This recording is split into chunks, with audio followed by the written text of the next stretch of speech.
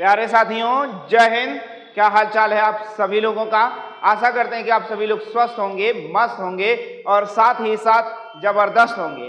प्यारे साथियों, आज के इस वीडियो में हम लेकर आए हैं आपके लिए आरआरबी एएलपी 25/11/2024 के दिन सीबीटी 1 एएलपी 25/11/2024 को सीबीटी 1 का जो पेपर हुआ फर्स्ट मीटिंग में उस परीक्षा प्रश्न पत्र से गणित के 10 महत्वपूर्ण प्रश्न लेकर आए हैं। यह वीडियो आपके लिए बहुत इंपॉर्टेंट होने वाला है, क्योंकि इस वीडियो में जितने भी प्रश्न दिए गए हैं आपकी परीक्षा के प्रश्न पत्र से उतार कर दिए गए हैं, पिरोए गए हैं। आपको ध्यान से वीडियो को लास्ट तक पढ़ना है और अपने गणित को मजबूत बनाना है। तो चलिए चलते हैं, आज के इस वीडियो का पहला प्रश्न देखते हैं क्या है। देखिए, पहला प्रश्न आपका है, कहता है 11,000 रुपए पर 2 वर्ष में 4% वार्षिक ब्याज की दर पर वार्षिक रूप में संयोजित चक्रवृद्धि ब्याज ज्ञात कीजिए।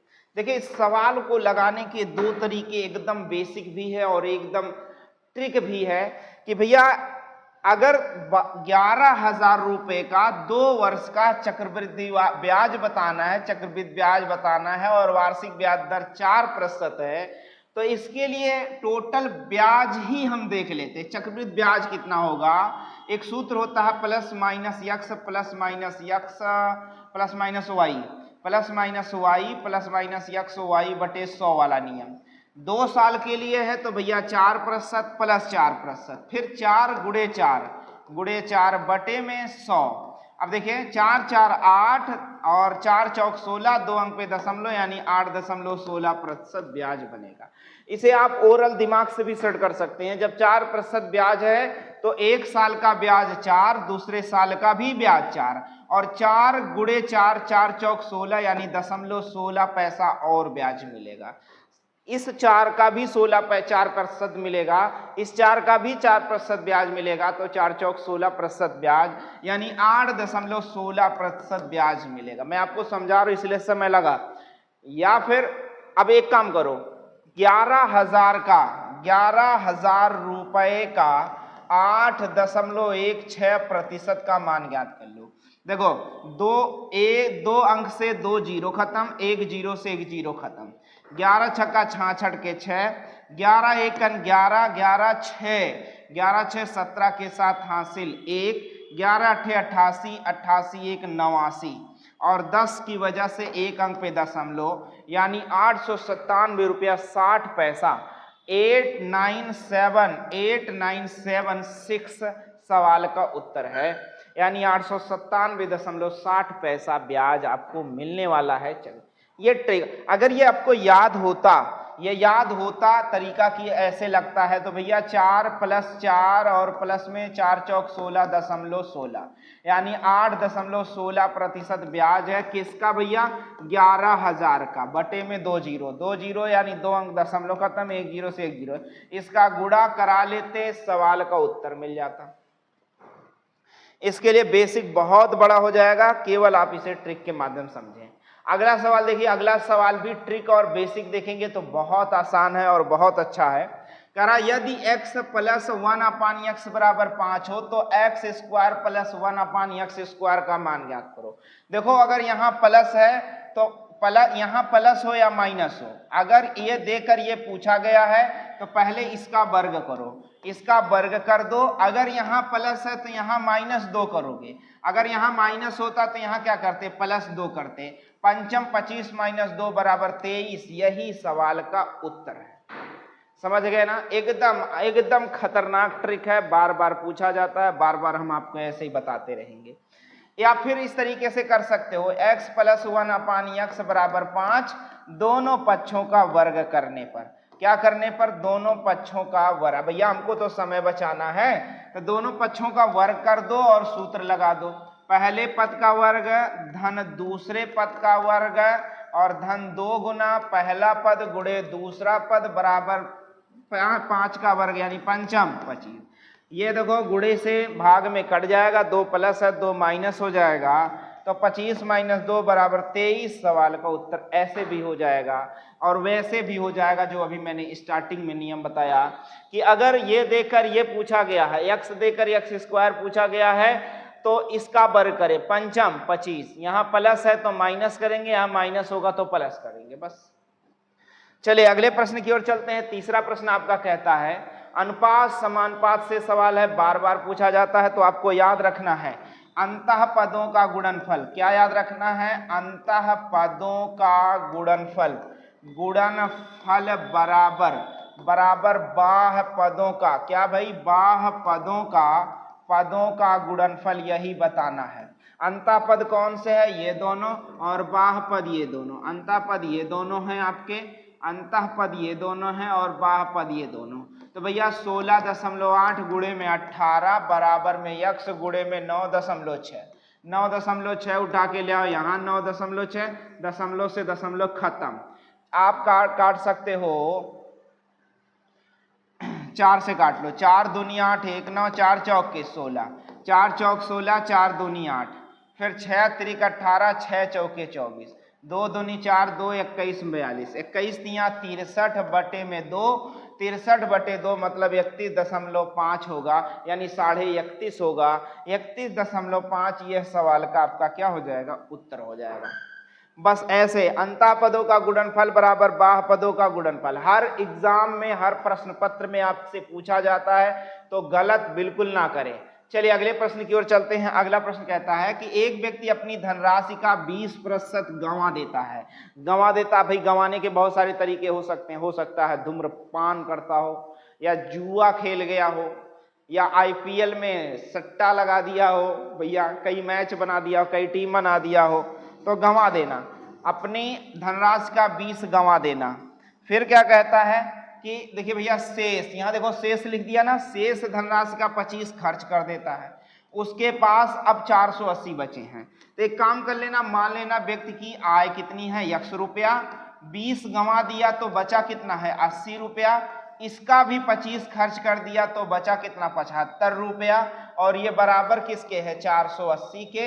हल करोगे x का मान आ जाएगा। देखो 0 से 0 खत्म हो गया, 25 तिया 75, 25 चौका 100, 4 दूनी 8 हो गया, ठीक है ना? 4 दूनी 8 हो गया। ये बातें समझ में आई?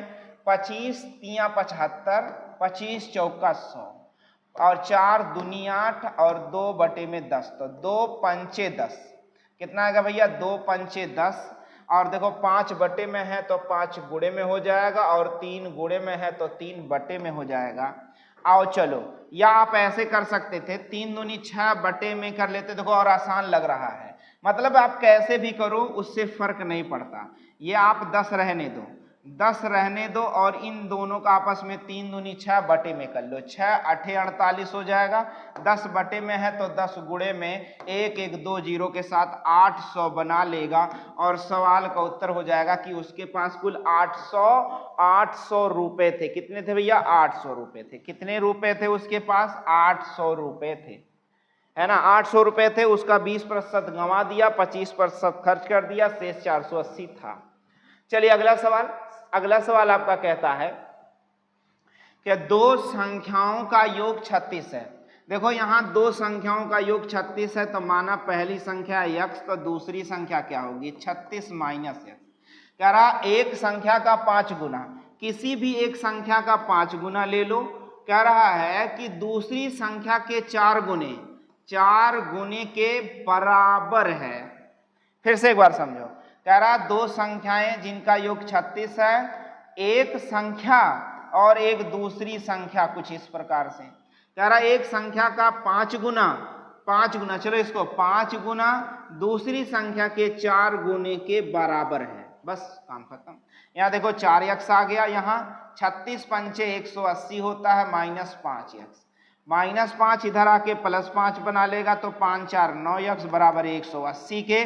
9 दूनी 18, यानी x का मान 20 आने वाला है सवाल का उत्तर। अब देखो रुको, दोनों संख्याओं में से बड़ी संख्या कौन सी ये पूछा है। 36 माइनस 20 करोगे तो 16 आएगा, यानी एक संख्या 16 और दूसरी संख्या क्या आने वाली है 20, और बड़ी संख्या पूछा तो बड़ी संख्या हम टिक करेंगे 20। आप कंप्यूटर में जरूर टिक करें 20। नेक्स्ट करें, अगला है नेक्स्ट, सेव एज नेक्स्ट जरूर करते रहें, सेव एज नेक्स्ट जरूर करते रहें। देखिए कह रहा निम्नलिखित में से कौन सी संख्या 11 से विभाज्य है। भैया 11 से विभाज्यता नियम आपको बताया गया है एकांतर क्रम में। क्या एकांतर क्रम में संख्या के अंकों का योग का अंतर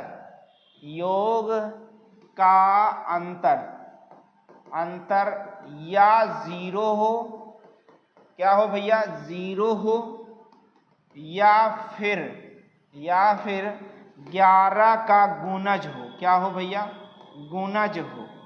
गुणज हो तभी वह संख्या 11 से कटेगी।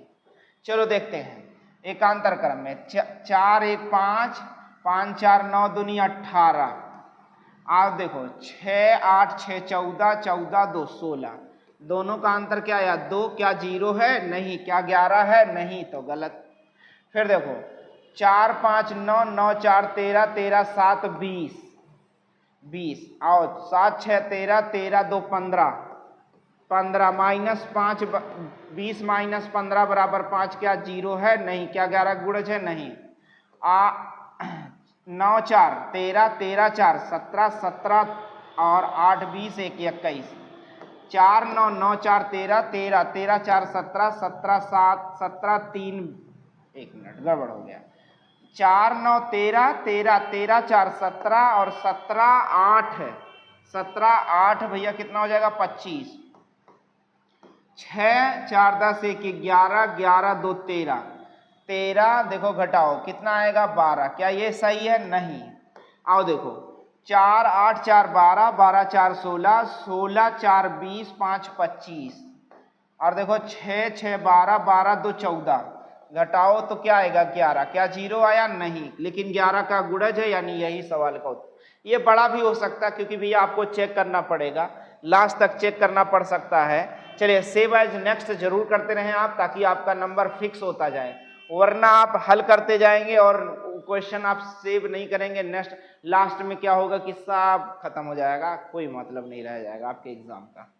कह रहा है कि दिन के किसी विशेष समय में सूर्य की स्थिति के कारण 6 फीट लंबे एक व्यक्ति सूर्य भगवान निकले हैं। भैया बोलो, सूर्य भगवान ऐसे निकले हैं और कह रहा कि दिन के किसी एक समय के दौरान 6 फीट लंबा है एक व्यक्ति, ऐसे 6 फीट लंबा है तो इसकी छाया 4 फीट बन रही है। कितनी बन रही है? 4 फीट बन रही है। 6 फीट लंबा है तो 4 फीट बना। कह रहा कि जब उस व्यक्ति के बगल में एक खंभा 36 फीट की छाया बनाता हो, तब बताओ उस खंभे की, कह रहा खंभे की ऊंचाई कितनी है, यानी ये ऊंचाई आपको क्या है बतानी है, कितनी ऊंची। अब मैं आपसे बता दूं कि भैया 4 फीट बराबर, आप ऐसे कर सकते हो 4 फीट छाया बराबर 6 फीट स्थिति, 6 फीट ऊंचाई, तो 1 फीट छाया होगी तो बटे में 6, और 36 फीट छाया होगी तो 36 से गुणा कर लो। 4 9 36 9 6 54, 54 फीट का ऊंचा वो क्या है? खंभा है, यानी 54 फीट ऊंचाई वाला वो खंभा। क्या बातें समझ गए ना? ऐसे लगाएंगे एकदम आसान। देखो 4 फीट बराबर 6 तो 1 फीट बराबर बटे में 4, और हमें 36 फीट देखना तो 6 से गुणा, तो 4 9 36 9 6 54, यानी 54 फीट ऊंचा हुआ क्या है? खंभा था, यानी ऑप्शन नंबर 2। चलिए अगले प्रश्न की ओर चलते हैं। अगला प्रश्न आपका कहता है कि यदि दो संख्याओं का HCF और LCM क्रमशः 7 और 245 है। भैया HCF मतलब होता है हाईएस्ट कॉमन फैक्टर, या आप मासा कह सकते हैं, और अगला है LCM लीस्ट कॉमन मल्टीपल, जो है भैया 245। कह रहा संख्याओं का गुणनफल, यानी पहली संख्या गुणे दूसरी संख्या ज्ञात करना है। तो बताओ, एक सूत्र बताया गया होगा आपको, पहली संख्या गुणे दूसरी संख्या बराबर लासा गुणे में मासा। क्या ये आपको याद है? पहली संख्या गुणे दूसरी संख्या बराबर लासा गुणे मासा, ये याद है? अगर याद है तो काम हो जाएगा।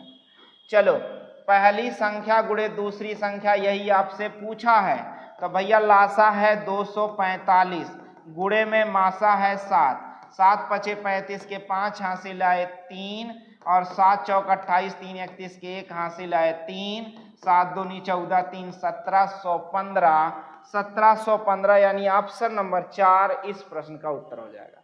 एकदम आसान है भैया, गणित में अगर आप मेहनत करते हो, अगर सूत्र याद है, तरीके पता हैं, तो फिक्स नंबर है, सेकंडों में आप लगा सकते हैं।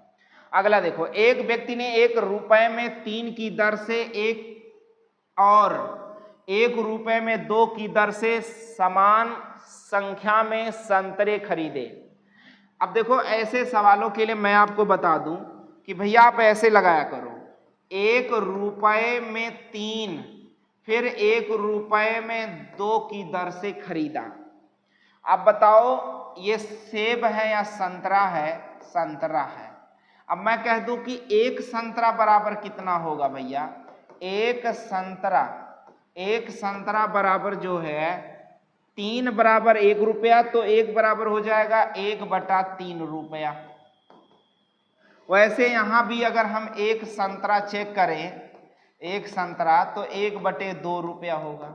अगर हम कह दें 2 संतरा बराबर क्रय मूल्य, 2 संतरा बराबर तो 1/3 प्लस 1/2, सरल कर लेना, 3 2 1 2, 3 1 3, 3 2 5/3 दूनी 6 रुपए में। ये बताओ, ऐसे लिखो 2 संतरा का क्रय मूल्य बराबर 5/6 रुपए। 1 संतरा का क्रय मूल्य कितना होगा? बटे में 2 रुपए। और बताओ, कह रहा कि भैया 12 के, देखो, प्रति दर्जन मूल्य पर बेचना है, 20% लाभ, तो इसका 20% लाभ दिखाओ जरा, तो 120%। 20% लाभ मतलब कितना होगा भैया? देखो, फिर से चलो समझो, फिर से समझो, कुछ हमको लगता है बैक हो गया लाइट कट की वजह से। चलो, आपने 1 संतरा खरीदा कितने में? देखिए तो, 1 संतरा आपने खरीदा,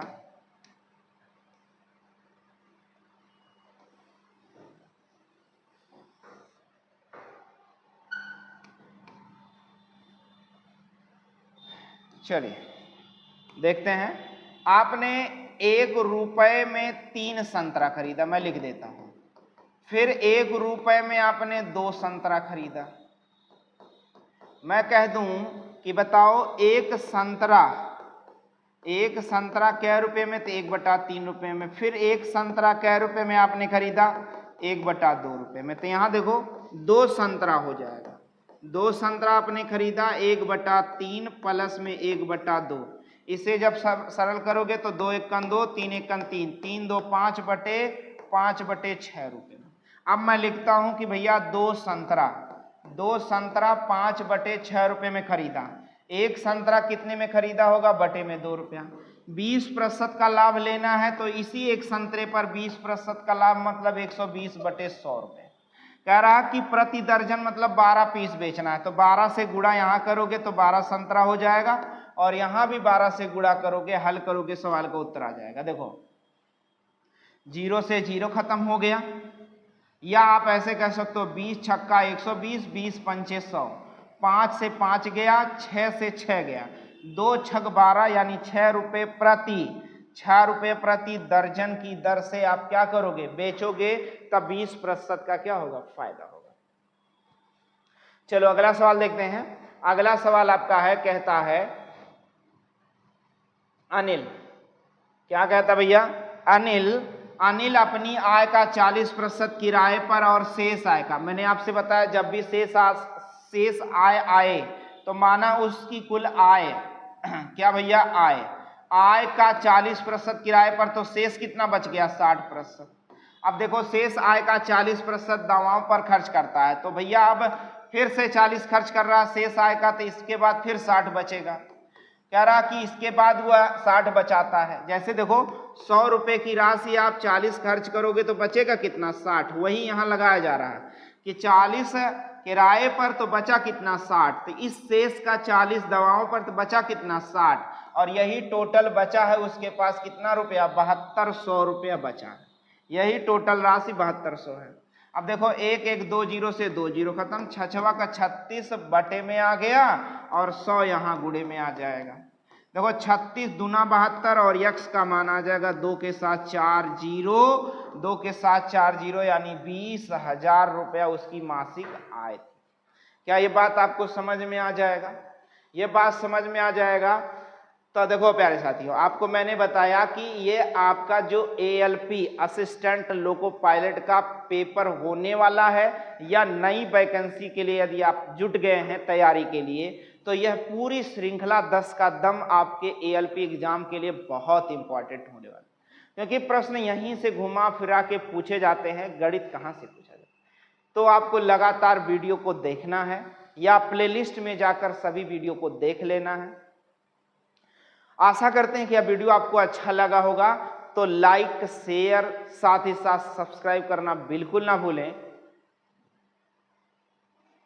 और बेल आइकन यानी घंटा भी दबाएं, जिससे हमारे अगले वीडियो का नोटिफिकेशन आप तक समय से पहुंच जाएगा।